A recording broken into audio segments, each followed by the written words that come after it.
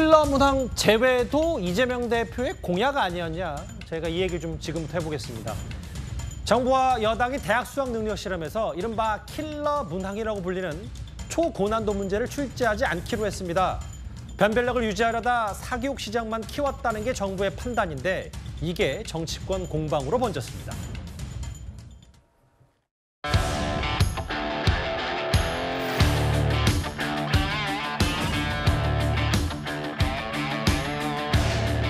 대학 교수도 풀지 못할 정도로 문제를 베베 꼬우고 정말 그런 사안들이 많았습니다. 그래서 이런 것들은 정말 좀 없어져야 되는 거고. 소위 킬러 문항은 시험에 변별력을 높이는 쉬운 방법이나 이는 학생들을 사교육으로 내모는 근본 원인이므로 공교육 과정에서 다루지 않는 내용은 출제를 배제하고 대통령의 말 한마디에 대입 수능이 대혼란에 빠졌습니다. 수능의 킬러 문항을 없앤다고 사교육비가 없어지는 것이라고 생각한다면 정말로 단순하게 사안을 보는 것입니다.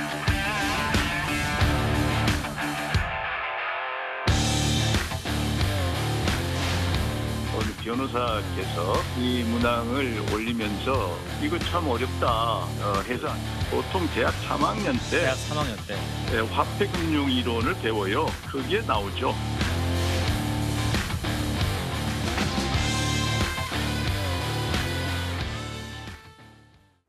최병모 의원님, 네. 야당은 비판하고 있지만 정부 여당의 생각은 초고난도 문제가 학생들을 사교육으로 내모부는 주범이다 이렇게 보는 것 같습니다. 그렇게 보고 있는 것으로 판단이 됩니다. 근데 이제 킬러 문항이라고 우리가 흔히 얘기하는데 제가 사실은 그 기자 때 교육부 출입도 했거든요. 예. 근데 그 당시에는 저런 개념 자체가 없었어요. 그렇죠. 그래서 지금 킬러 문항이라고 하는 것 자체가 저는 좀 잘못된 표현이고 사실은 난이도를 조절을 해야 되거든요. 그러니까 예를 들어서 20문제가 나오면 쉬운 문제가 있고 중간 정도의 난이도가 있고 고난이도가 있어야 변별력이 확보가 될 거 아니겠습니까? 그렇죠. 그런 차원에서 보면 이제 이 고난이도 문제를 킬러 문항이라고 얘기한 걸 하는 것으로 보이는데, 근데 이게 지금 문제가 된 문제가 된 그 문항 있잖아요. 예로 든 거. 그걸 저도 한 2개 정도 봤는데 정말 어렵기는 어렵더라고요. 예. 그래서 이게 더군다나 국어 문제에서 이런 걸 낸단 말이야. 이 예. 국어와 우리가 흔히 생각하는 국어 문제와 별로 관련이 없는 것으로 보이는데 그렇게 되면 거기에 무슨 카르텔이 있지 않나 저는 그런 생각이 들고요. 그러나 이거는 시험 제도 자체를 바꾸고 이런 것이 아니기 때문에 예. 그냥 난이도를 조절하는 겁니다. 그래서 킬러 문항을 뺀다고 하니까 무슨 시험 자체가 굉장히 또 물수능이 되거나 이렇게 되는 거라고 저는 생각하지 않고. 그러니까 이게 사실 쉬운 수능, 어려운 수능 딱 잘라 이분법으로 말할 수 없는 부분이잖아요. 그렇게 말할 수는 없죠. 예. 그렇기 때문에 난이도를 조절하는 거죠. 근데 아주 고난이도, 특히 고난이도 중에서도 보통의 학생들이 학교 공교육 과정에서 배우지 않은 거.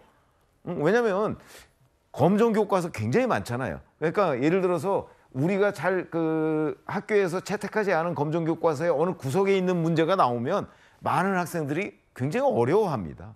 그러나 그거는 공교육 과정에서 그래도 배운 거잖아요. 근데 지금 예로 드는 킬러 문항이라는 거는 그 공교육 과정에 아예 없는 거예요. 알겠습니다. 그러니까 문제가 되는 거다. 저는 이렇게 생각합니다. 그러면요. 진짜 어려운 문제라고 꼽힌 말들이 많은 킬러 문항을 한번 저희도 살펴보려 합니다. 윤석열 대통령의 비판이 나오게 만든 그 문제 말입니다. 우리 공부 모임이 하나 있어요. 그 모임에 어느 변호사께서 이 문항을 올리면서 이거 참 어렵다 해서 알게 됐죠. 그거는 은행의 건전성이나 안정성을 판단하기 위해서 BIS 국제결제은행이 국제적 기준으로 내놓은 비율이거든요. 이거를 고등학교 졸업생한테 국어 시험에 내는 거는 좀 지나치다.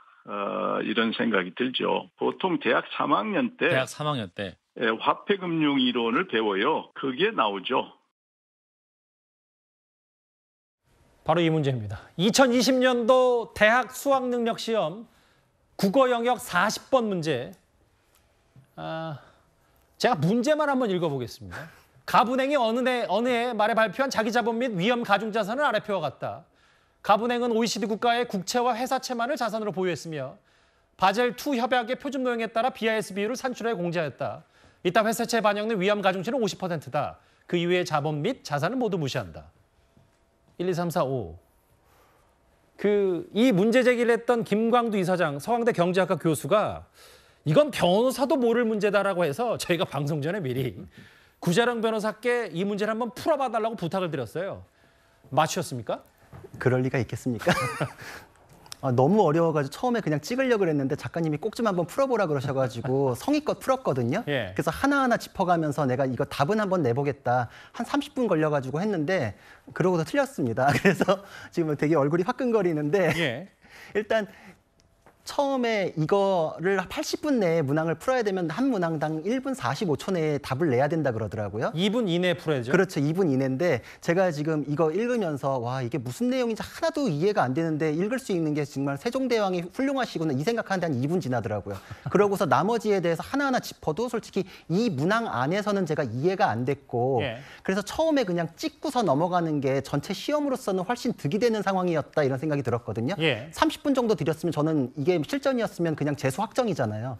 근데 이런 문제에 대해서는 그러면은 변별력을 위해서 넣는 게 의미가 있느냐. 지금 그 얘기를 하는데 이거는 사실 변별력이 없어요. 왜냐면은 지금 정답률이 이 문제 같은 게 한 5% 정도 됐다 그러는데 그럼 그 5%는 실력을 발휘해가지고 풀었느냐. 그렇지 않거든요. 예. 그냥 5초 만에 이거 안 되는 문제다 하고 찍고 넘어간 사람 중에 맞았으면 오히려 실력이 제대로 반영이 안 되고 역전된 현상이 벌어질 뿐만 아니라 이거의 문제를 시간을 들여가지고 푼 사람은 나머지 문제의 시간이 줄어들기 때문에 오히려 전체적으로는 마이너스가 돼요. 예. 수험 전략상으로는 이게 안 되는 경우가 발생을 하기 때문에 변별력을 위해서 이런 문제를 넣어야 된다라는 거는 그런 현실, 오히려 찍는 사람이 더 그냥 복불복이 되니까 수능 전체의 득점이 난이도에 의해 가지고 실력대로 평가되는 게 아니라 복불복의 영역으로 가게끔 유도하는 문제가 될 수 있다 이런 생각이 들었기 때문에 전체적으로는 이게 정말 테스트를 위해서 실력을 평가하는 문항으로서 작용을 할 수 있는가. 5% 심한 경우에는 정답률 2%대도 있다고 하는데 예. 그런 거는 변별력을 위해 넣는 것은 의미가 없지 않나 이런 생각이 들었습니다. 뉴스탑10 시청자들에게 똑똑하다고 많이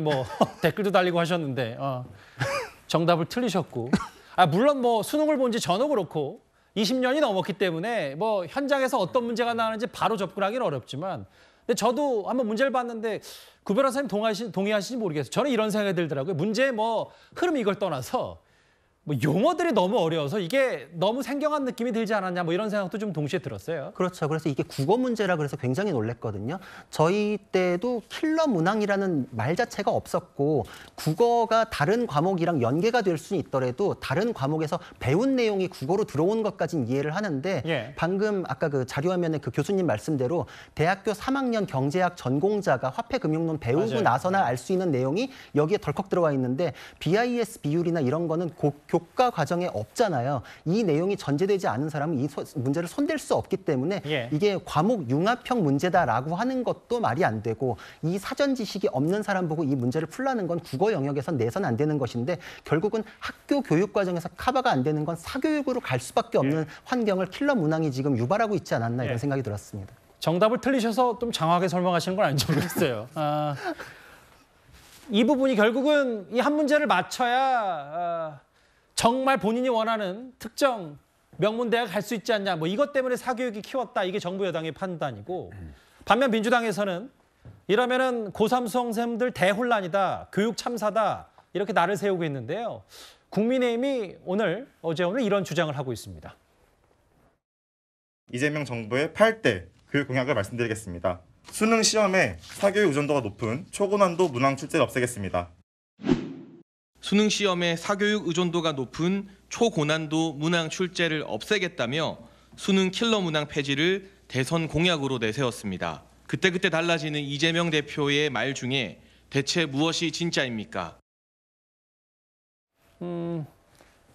지금 윤 대통령이 추진하고 있는 교육개혁 여러 가지 얘기를 이번에는 이제 킬러 문항에 여러 집중이 되는데 왜 비판하냐? 이재명 대표도 과거 이거 공약 아니었냐라는 게 여당의 반박이거든요. 네. 그러니까 얼마나 유치합니까? 지금 윤석열 정부예요. 윤석열 정부에서 말하자면 수능을 149일 앞두고 나서 그 앞둔 시점에서 수능의 난이도를 대통령 입에서 나오면서 대혼란을 초래했습니다. 그게 이재명 대표가 후보 시절에 공약 걸은 것과 무슨 상관이죠? 지금의 교육 정책은 윤석열 정부가 책임지고 윤석열 정부가 하는 겁니다. 대선에서 패배한 이재명 지금 민주당 대표가 공약을 했으니까 아무 소리 하지 말아라. 그건 아니죠. 이게 설사 수능의 사교육 의존도 높은 초난이도 뭐 킬러 문항을 삭제하는 공약이 있다 하더라도 지금 윤석열 대통령은 뭘 잘못했냐면 시점이 잘못됐어요.